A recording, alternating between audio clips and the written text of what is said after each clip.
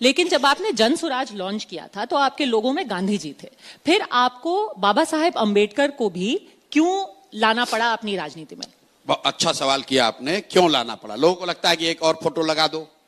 अब ये आपको सवाल ये भी पूछना कि सिर्फ 2 ही क्यों है, 3 क्यों नहीं है, तो उसको आप समझिए, 2 मिनट लगेगा आपको। विचारधारा के आधार पर हम लोग की सीधी लड़ाई भाजपा से है। लोग चाहे कुछ भी कहें, विचारधारा के आधार पर जनसुराज की लड़ाई भाजपा से है।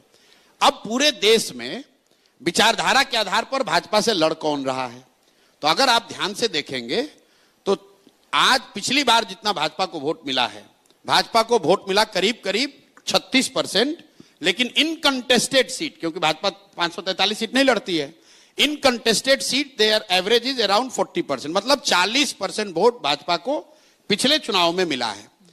80% हिंदुओं के देश में अगर भाजपा को 40% वोट आया है, इसका मतलब है कि करीब करीब आधे हिंदू आज भी भाजपा को वोट नहीं देते हैं।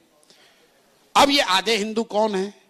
हम लोग की समझ ये है, मेरी समझ ये है कि आधे हिंदू वो हैं जो 4 भाग में बटे हुए हैं।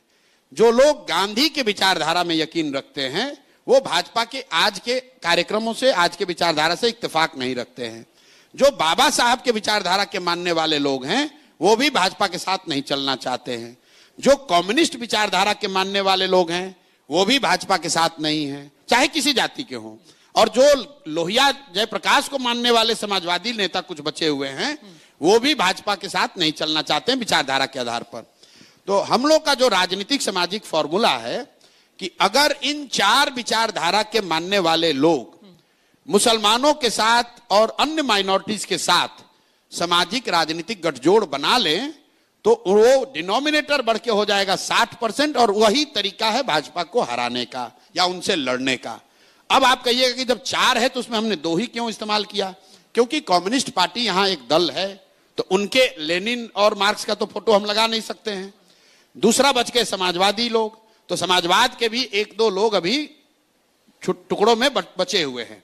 तो जो 2 विचारधारा के लोग हैं, गांधी जी और बाबा साहब, अगर इन 2 विचारधारा के मानने वाले लोग भी साथ में आ जाएं और मुसलमानों के साथ, ईसाइयों के साथ, सिखों के साथ गठजोड़ बना ले तो वो भाजपा से लंबे समय में मुकाबला कर सकते हैं और उनको विचारधारा के आधार पर लड़के हरा सकते हैं। इसलिए वो 2 सिंबल है।